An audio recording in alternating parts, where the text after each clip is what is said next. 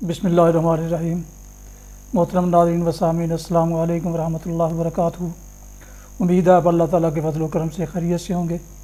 اللہ تعالیٰ آپ کو، آپ کے اہل خانہ کو ہمیشہ اپنی حفظ و امان میں رکھے، آمین۔ راہ ہدایت و نجات کے سلسلے کا ولاگ القرآن و حدیث پیش کرتا ہوں۔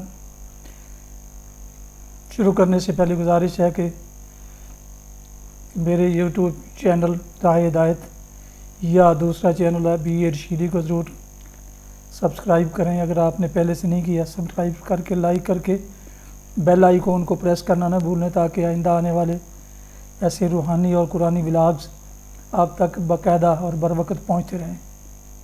شروع کرتے ہیں القرآن و حدیث۔ اعوذ باللہ من الشیطان الرجیم، بسم اللہ الرحمن الرحیم۔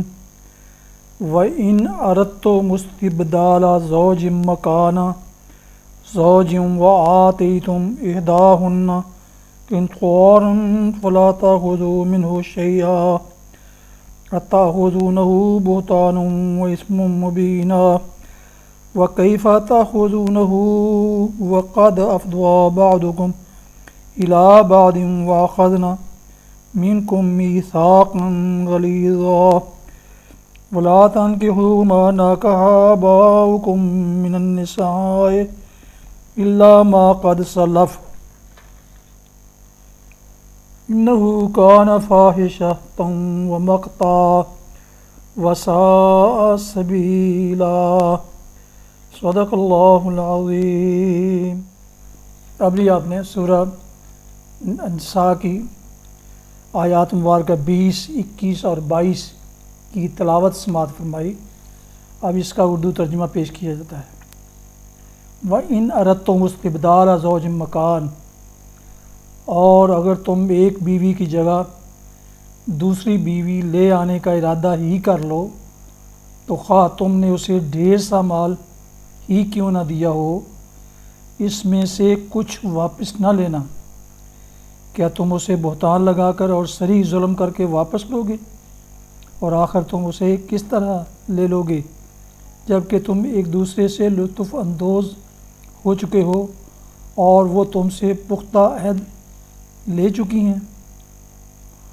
اور جن عورتوں سے تمہارے باپ نکاح کر چکے ہوں ان سے ہرگز نکاح نہ کرو مگر جو پہلے ہو چکا سو ہو چکا۔ در حقیقت یہ ایک بے حیائی کا فعل ہے، ناپسندیدہ ہے اور برا چلن ہے۔ تلاوت کی گئی آیت مبارکہ کی تفسیر بیان کی جا رہی ہے۔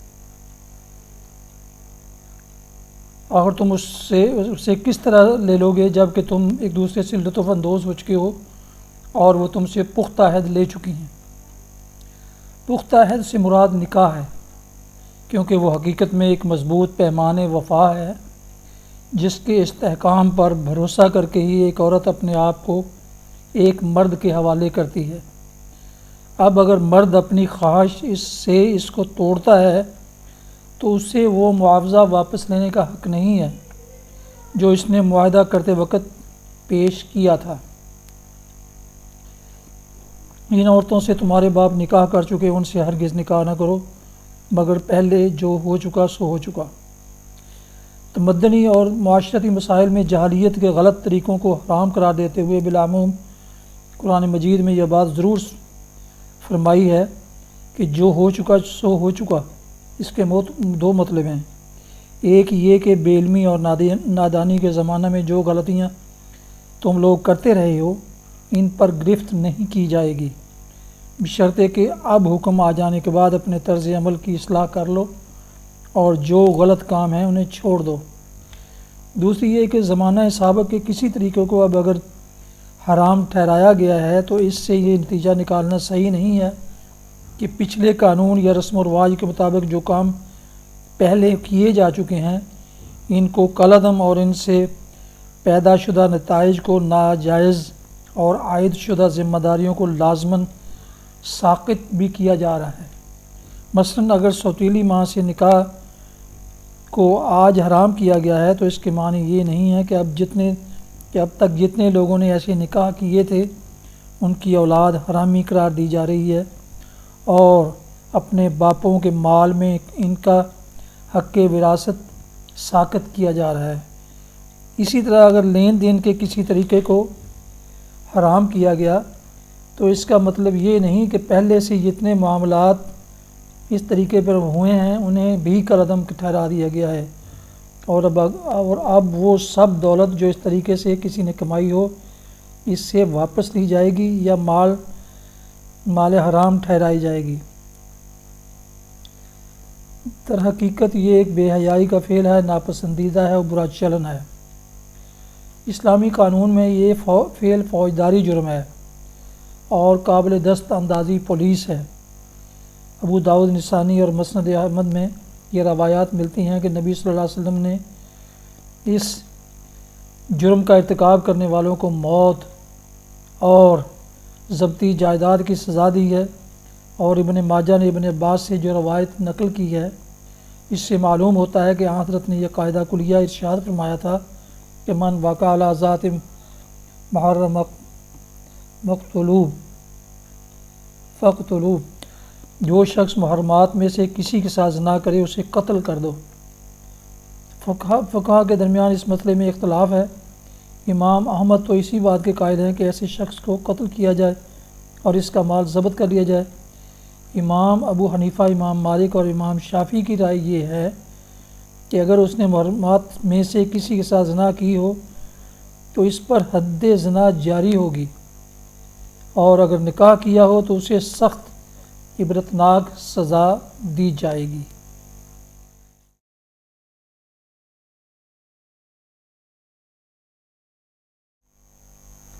حدیث مبارکہ سماعت فرمائیے۔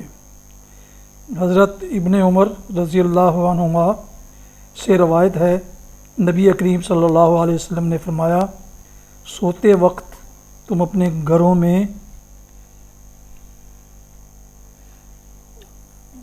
آگ جلتی ہوئی نہ چھوڑا کرو۔